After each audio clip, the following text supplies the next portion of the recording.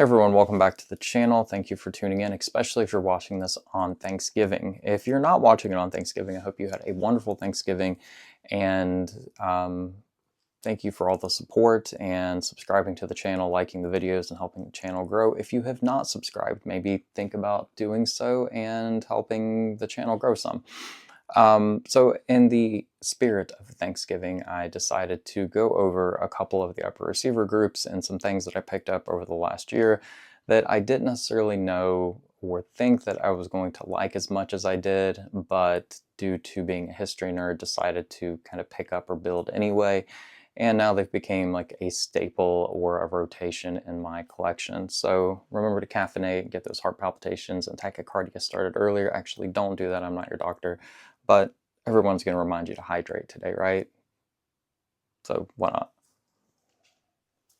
I'm going to probably edit that out so I don't get yelled at by someone. Anyway, I'm going to start out with this gal. No particular reason, but I had cloned a stealth upper receiver group, and these were really cool because they were used in limited quantities by the Army 5th Special Forces Group, and they were complete Larue upper receiver groups. And I had cloned one. I had made one and was very happy with it.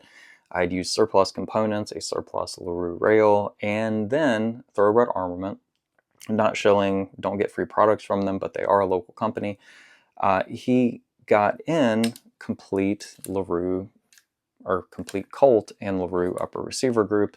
I do have a Noveske Flaming Pig on here. I picked up 2 of these. They were surplus. I don't know which department was using them, but why the hell not if they were cheap? So yeah, that's a thing.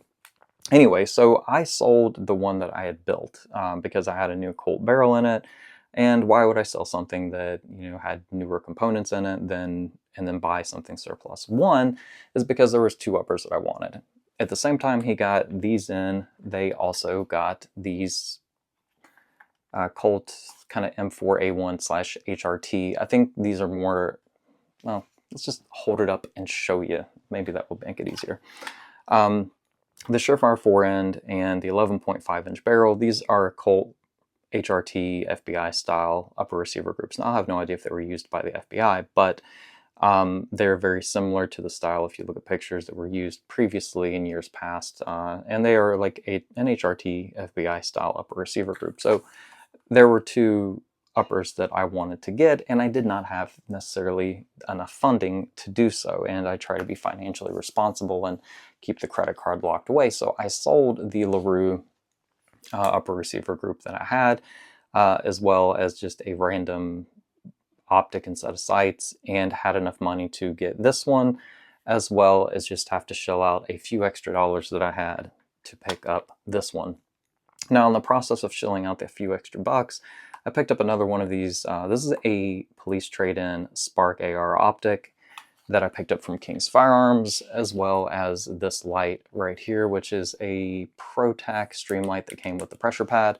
And typically I do like Surefire lights a little bit better, but for both the optic and the light, picking up a spare optic and a light for 50 bucks was just a killer deal, and I really didn't want to pass it up. So I did that, planning on putting the light on the Larue Stealth upper clone. And then I don't know if I'm going to leave this on here. I kind of have plans of maybe putting my mini ACOG on this with a carry handle. I don't know. But this upper receiver group, I'm not surprised that I like. I'm just happy to kind of have one. So I wanted to share that. One of the other things, or one of the main surprises this year for me, has been the Mark 18 upper receiver groups. Whether it be the Mod 0 or the Mod 1, the Mod 0 is just more, I wouldn't say it's more my style, because I love the fixed front sight post and just the history of the, you know, design and the, not the design, the engineering that went into these was just really cool, all the way from the 10.3 barrel to use the Knights Armament can, into like why they were developed. And so after, you know, assembling that one, and technically Thoroughbred Armament assembled it, I did kind of pick my components. But anyway, on that one, very happy. You know, I just said, hey, I want the saltiest handguard and stuff that you have. So that one, just taking it to the range and shooting it for the first time, I was just surprised at how much fun it was. And so I was like, you know what, the mod, the Mark 18, the mod 1, like it's got to be just as much fun. So a few months later, the Mark 18 mod 1 kits dropped, and I had the funding to actually buy the kit. I already had the upper receiver group and the bolt carrier group, the rear sight, and the comp M4. So really the only thing I had to focus on was, getting a front sight.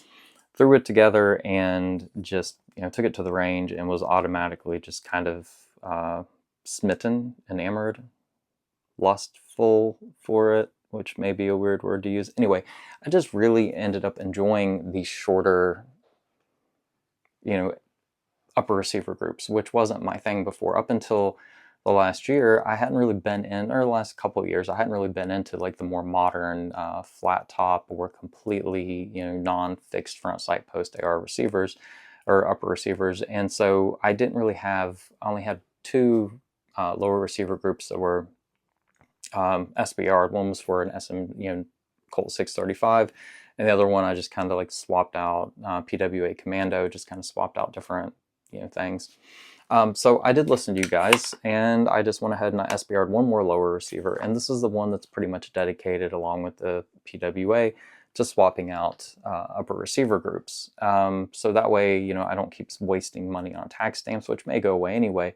But apparently that's what the general population does, is instead of collecting tax stamps for SBRing everything in their damn collection, they focus on getting upper receiver groups, and then the lower just kind of interchangeable. So that's been cool.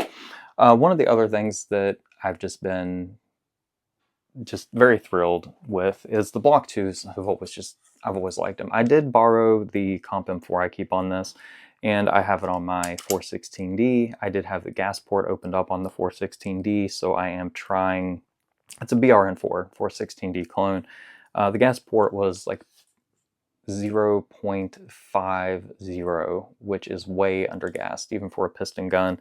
So I did have that opened up, and it's running much more reliably, but I wanted to throw the Comp M4 on it for some footage that did not turn out. So the Block 2 here has just been, and it is pendant weld, guys. It's not an illegal gun here. Just really happy with that. Now, two pistols. One, this has been the most surprising, that I didn't think I was going to enjoy, is the M9A4. Why? Is number one, I traded into this very, very, very, very, very, very, very cheap for what I got. So I got the M9A4, the Griffin Comp, the RMR, mounting plate, and the original, things that go in if you pull the plate off. So I originally, was just going to pull the RMR off, throw it on another gun, just because it sits so high. But first, my buddy encouraged me that I traded with. He's like, dude, take it to the range and actually try running some steel with it. So I did, and became very smitten. And I don't know why I'm using the word smitten so much today, but I am, because why not? But I ended up really liking it. Now, of course, I would love for the ability to co-witness the optic, but at the end of the day, I like it the way it is. So I'm just gonna, I know Langdon Tactical could shave the slide down and actually get it to sit much lower, but I don't want to do any permanent modifications to the slide. Do I think this is ever going to become a collectible? No, mainly because by the time I'm done with it, it's going to be scratched and dinged, and the finish is going to be worn. But I just love it, so I just want to keep it the way it is. The last thing, this gun right here should not have made me as happy as it did, but it is just a Glock Gen 3 OD green Tenifer finish, and it is very similar to one of the original OG Glocks that I ever owned, and I wanted another one for about 9 years, and finally was able to pick one up thanks to my local gun store ordering this for me without me even knowing it from AIM Surplus. Those are some good guys right there. So got one back, and just very happy to have it in the collection. Is it special? No. Does it shoot better because it's OD green? Absolutely. That is it for the video, guys. I hope you have a wonderful Thanksgiving. Let me know in the comment section what you have enjoyed the most over the last year, or what you've built, what you bought surplus wise. Also, if you want to check out my blog, links in the bio. Blog's doing terrible. I'm getting ready to post a few more posts on the blog, so check that out if you have time. Thank you for watching. Have a great weekend. you're wondering about the cat is Migi. She is desert camouflaged, and she's just a good cat. Say hi to Migi.